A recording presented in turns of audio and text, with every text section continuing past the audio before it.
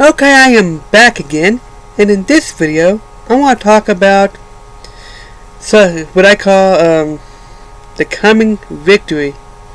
And to make things perfectly clear, I'm talking about in your own personal life, your own struggle.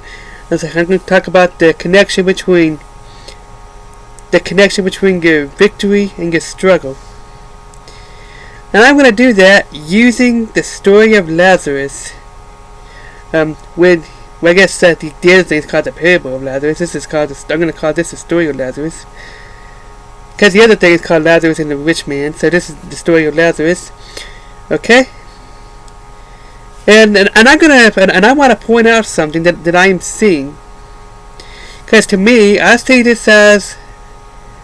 story of Lazarus as overcoming a struggle, going through a calamity, going through some struggle, and coming out victorious.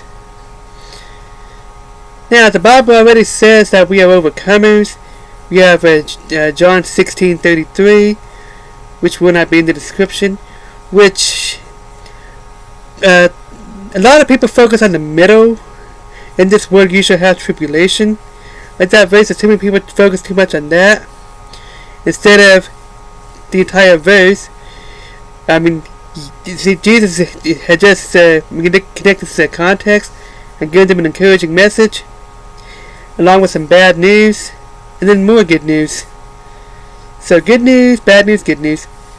So Jesus gave them an encouraging message, and then he said that in this world that you were going to have trials and tribulation, hard times.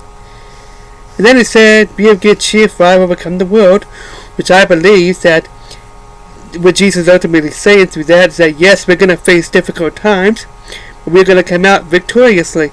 There's another scripture about us, I forget the reference, about us being more than overcomers. And I believe that's the verse where Mendisa's song Overcomer came from, or inspired that song. So, let's go to John chapter 11. And by the way, I've noticed something else. That when the situation looks worse and worse, the worse the situation looks, the closer you are to victory or overcoming your problem. We also see this in Exodus, like at the parting at the Red Sea. Because right before the Red Sea parted, that situation looked completely hopeless, impossible. It looked like they were doomed. Some of the people would complain, "Moses brought us out here that could kill us." Such as that effect. So, let's look at the story of Lazarus. And notice something about verse 4. Okay, so, the story of Lazarus opens up like this. And it's really, the entire story of Lazarus goes from verse 1 all the way down to verse 44. But I've only highlighted like certain key points, 5 key points that I just wanted to point out, and I kind of split it up. And okay, so I'm going to split it up. Verses 1 through 6, the problem begins, where the struggle begins. So, okay, excuse me. John 11, verses 1 through 6. Now a certain man was sick, Lazarus of Bethany, the town of Mary and her sister Martha. It was that Mary who anointed the Lord with fragrant oil, and wiped his feet with her hair, whose brother Lazarus was sick. So verse 2 clarifies that this is the same Mary who later on would anoint the feet of Jesus, which I believe she did that in the next chapter, I believe. So this was written, so this must have been written, I don't remember how long after this the book of John was written. I don't think I ever knew that to begin with. So John is clarified that this is the same Mary who wiped Jesus' feet. Okay, but that took place in the next chapter. That's what he's talking about. So verse 3, therefore the sister sent word to him, saying, him being Jesus, behold, he whom you love is sick. Verse 4. That is the key verse that I want to focus on. That there is very important. That there is something very important. Verse 4. When Jesus heard that, he said, this sickness is not unto death, but for the glory of God, that the Son of God may be glorified through it. Now Jesus loved Martha and her sister and Lazarus. So when he heard that he was sick, he stayed there. He stayed 2 more days in the place where he was at. So notice something in that verse. The key point that I want to focus on is the struggle begins. Then verse 4 is also pointing out that this struggle will not end in death. So that is some good news. So the struggle begins, and Jesus said that this is not going to end in death. So now let's fast forward to verse 11. It gets worse. The struggle gets worse. So, and you can kind of compare that to your own circumstances, your own situation. The struggle begins. The struggle gets worse. So verse 11 through 17. These things he said. You have to read the entire context of that, the entire thing, which I don't have, which for the sake of time I've not. These things he said, and after that he said to them, our friend Lazarus sleeps. Translation: Lazarus is dead. But I go that I may wake him up. Translation: He's going to raise Lazarus from the dead. That's what Jesus is saying in verse 11. The disciples completely missed that. Okay? Then his disciples said, Lord, if he sleeps, he will get well. However, Jesus spoke of his death. But they thought that he was speaking about taking a rest in sleep. Then Jesus said to them plainly, Lazarus is dead. And I am glad for your sake that I was not there, that you may believe. Nevertheless, let us go to him. Then Thomas, who is called the twin, said to his fellow disciples, let us go, that we may die with him. So when Jesus came, he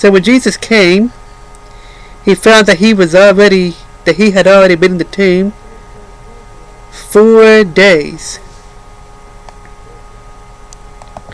So the situation has already gotten worse. Now, back up to verse 4. Didn't Jesus say that Lazarus wasn't going to die? No, he did not. See, Jesus' statement in verse 4 did not mean that Lazarus is not going to die. He just said it's not going to end in death. So the key thing that I am noticing here is that the closer you are to victory, the more hopeless and impossible the situation looks. By the time Jesus even got there, the situation looked impossible. It looked hopeless. It looked like Jesus was too late to do anything about it. And that's what everybody thought. Some of the people thought that Jesus just sat there and selfishly let Lazarus die. He was criticized for that. Oh, this man could have prevented Lazarus from dying. So this was going on, which I, for the sake of time, in that same chapter, happened moments before he raised Lazarus from the dead. So, let's continue. So, but by the time Jesus got there, Lazarus had already been dead. It looks completely hopeless. So let's skip over to verses 20 to 27, which is basically Jesus said the dialogue between Jesus and Martha. Jesus is encouraging Martha right there. To sake of time, To save time, I'm not going to read it. We're just going to tell you the context of what's going on. Jesus, the 20 through 27. I got that right. The situation looks hopeless. There was a dialogue between Jesus and Martha. And Martha thought, believing that it's too late. Now that Jesus gives Martha an encouraging message. And then, 32 and 33. Jesus has a dialogue with Mary and gives Mary some comfort. So, you will never overcome your problem, your struggle. You will never see victory if you are focused too much on your problem. Focusing too much on your problem will cause your victory to delay. Because the enemy knows that the only way to stop you from receiving your problem, your victory, is to cause you to lose hope and give up and admit defeat. So the closer you are to victory, the closer you are to overcoming your problem, whatever it is that you may be going through, the more hopeless and impossible the situation looks. Because God always does the impossible, what we would think is impossible. And Jesus' statement to his disciples that he is glad that he was not there is basically saying that now he can do a public miracle, a sign that they may believe. So, let us go to, so let's go here. So, to recap, the struggle begins, it gets worse, it looks hopeless, you get comforted, and now, victory. 32 and 38 through 44. Let's see. Now, again, I skipped a lot of verses for the sake of time because otherwise I would have ended up reading over 40 verses. So I recommend checking out the entire chapter. Good stuff. The story of Lazarus is from chapter 11, verse 1, and then it goes all the way to verse 44. So, verse 38. Then Jesus again groaned in himself, came to the tomb. It was a cave, and a stone lay against it. Jesus said, "Take away the stone." Martha, the sister of him who was dead, said to him, "Lord, by this time there is a stench, for he has been dead 4 days." Jesus said to her, Did I not say to you, that if you believe, you would see the glory of God? Then they took away the stone from the place where the dead man was lying, and Jesus lifted up his eyes and said, "Father, I thank you that you have heard me, and I know that you always hear me.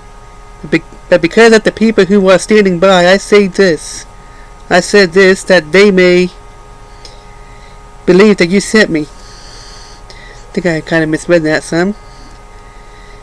Now when he had said this, he cried out with a loud voice, "Lazarus, come forth." And he who had died came out bound hand and foot with grave clothes, and his face was wrapped with a cloth. Jesus said to them, "Loose him and let him go."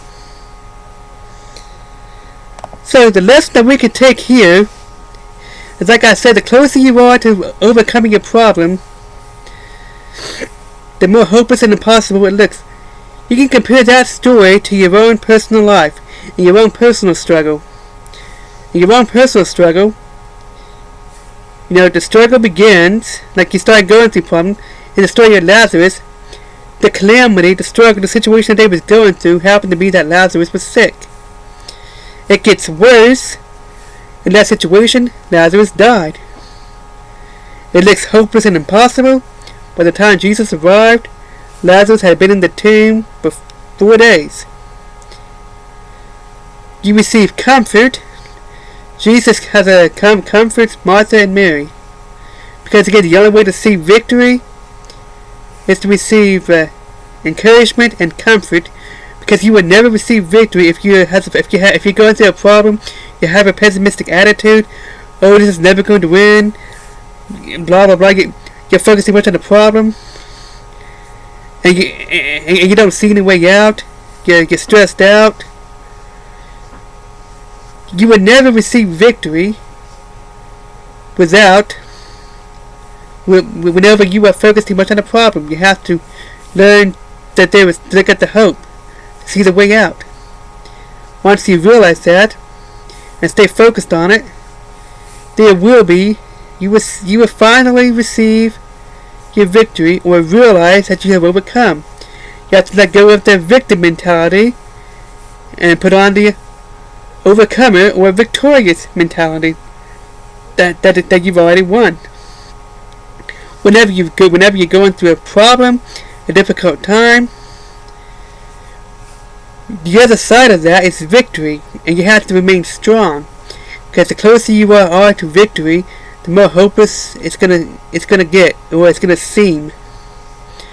And right when you are on the edge of victory, you are also on the verge of giving up, or it could be on the verge of giving up. It's gonna look hopeless and impossible. At the beginning of this year, a lot of prophets have prophesied that 2021 would be a year of victory. Whenever they said that, I also knew that it would also be a year of struggle, because victory never comes without some kind of struggle. Victory is the other side of a struggle. The only way to have victory is to go through some kind of test, to go through some kind of struggle. Okay? That is the only way. You cannot overcome what you never go through. And that is it for this video. Bye.